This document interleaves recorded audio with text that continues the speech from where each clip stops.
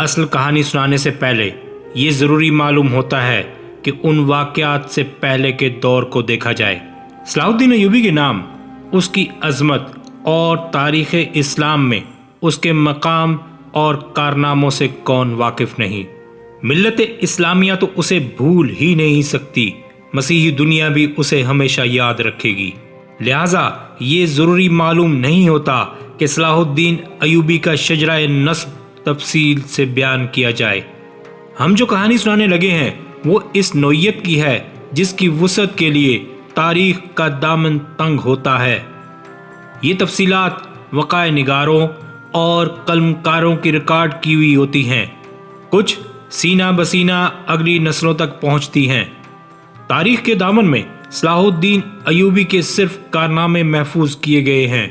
ان سازشوں کا ذکر بہت کم آیا ہے جو اپنوں نے اس کے خلاف کی اور اس کی بڑھتی ہوئی شہرت اور عظمت کو داغدار کرنے کے لیے اسے ایسی لڑکیوں کے جال میں پھانسنے کی بار بار کوشش کی گئی جن کے حسن میں طلسماتی اثر تھا۔ تاریخ اسلام کا یہ حقیقی ڈرامہ 23 مارچ 1169 کے روز سے شروع ہوتا ہے، جب صلاح الدین ایوبی کو مصر کا وائسرائے اور فوج کا کمانڈر ان چیف بنایا گیا۔ اسے اتنا بڑا رتبہ ایک تو اس لیے دیا گیا کہ وہ حکمران خاندان کا نونہال تھا، اور دوسرے اس لیے کہ اوائل عمر میں ہی وہ فن حرب و ضرب کا ماہر ہو گیا تھا۔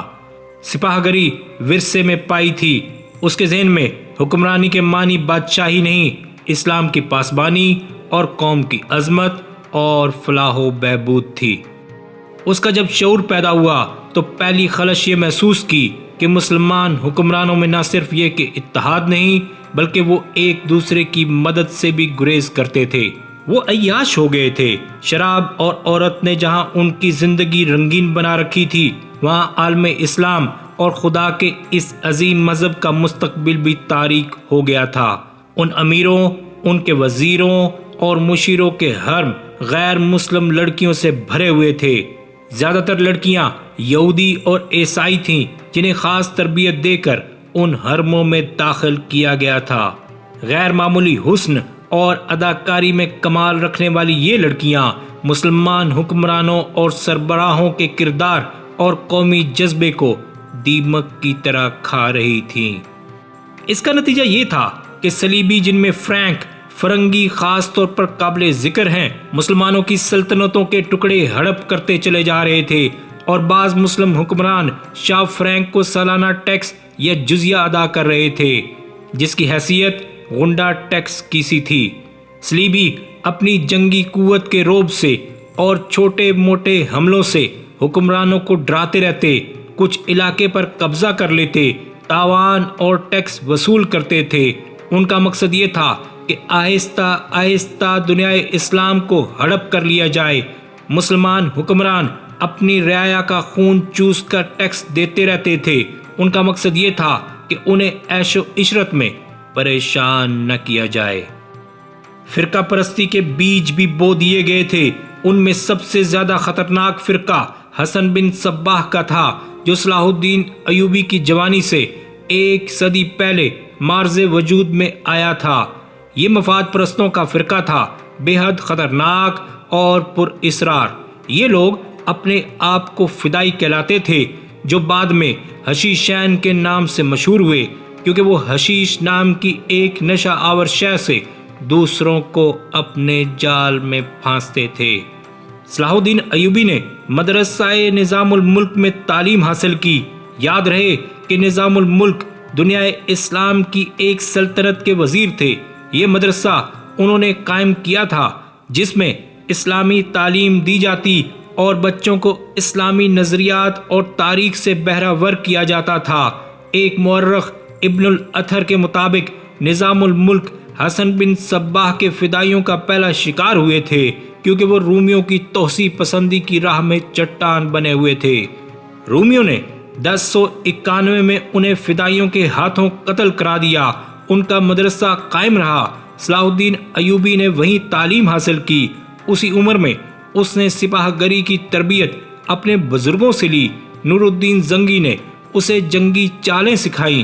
ملک کے انتظامات کے سبق دیے اور ڈپلومیسی میں مہارت دی۔ اس تعلیم و تربیت نے اس کے اندر وہ جذبہ پیدا کر دیا جس نے آگے چل کر اسے صلیبیوں کے لیے بجلی بنا دیا۔ اوائل جوانی میں ہی اس نے وہ ذہانت اور اہلیت حاصل کر لی تھی جو ایک سالار اعظم کے لیے ضروری ہوتی ہے۔ صلاح الدین ایوبی نے فن حرب و ضرب میں جاسوسی، انٹیلیجنس، کمانڈو اور گوریلا آپریشن کو خصوصی اہمیت دی۔ اس نے دیکھ لیا تھا کہ صلیبی جاسوسی کے میدان میں آگے نکل گئے ہیں اور وہ مسلمانوں کے نظریات پر نہایت کارگر حملے کر رہے ہیں۔ صلاح الدین ایوبی نظریات کے محاذ پر لڑنا چاہتا تھا جس میں تلوار استعمال نہیں ہوتی۔ اس کہانی میں آگے چل کر آپ دیکھیں گے کہ اس کی تلوار کا وار تو گہرا ہوتا ہی تھا، اس کی محبت کا وار اس سے کہیں زیادہ مار کرتا تھا۔ اس کے لیے تحمل اور بردباری کی ضرورت ہوتی ہے جو اس نے اوائل عمر میں ہی اپنے آپ میں پیدا کر لی تھی۔ اسے جب مصر کا وائس رائے اور کمانڈر ان چیف بنا کر مصر بھیجا گیا تو ان سینئر افسروں نے ہنگامہ برپا کر دیا جو اس عہدے کی آس لگائے بیٹھے تھے۔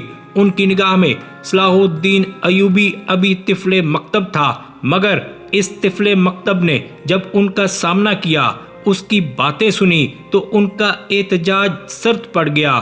مورخ لین پول کے مطابق صلاح الدین ایوبی ڈسپلن کا بڑا ہی سخت ثابت ہوا۔ اس نے تفریح، عیاشی اور آرام کو اپنے لیے اور اپنی افواج کے لیے حرام قرار دے دیا۔ اس نے اپنی دماغی اور جسمانی قوتوں کو صرف اس مقصد پر مرکوز کر دیا کہ سلطنت اسلامیہ کو مستحکم کرنا ہے اور صلیبیوں کو اس سرزمین سے نکالنا ہے۔ فلسطین پر وہ ہر قیمت پر قبضہ کرنا چاہتا تھا۔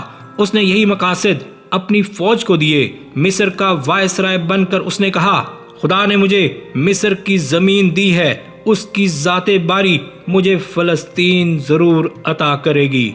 مگر مصر پہنچ کر اس پر انکشاف ہوا کہ اس کا مقابلہ صرف صلیبیوں سے نہیں بلکہ اپنے مسلمان بھائیوں نے اس کی راہ میں بڑے بڑے حسین جال بچھا رکھے ہیں جو صلیبیوں کے عزائم اور جنگی قوت سے زیادہ خطرناک ہیں۔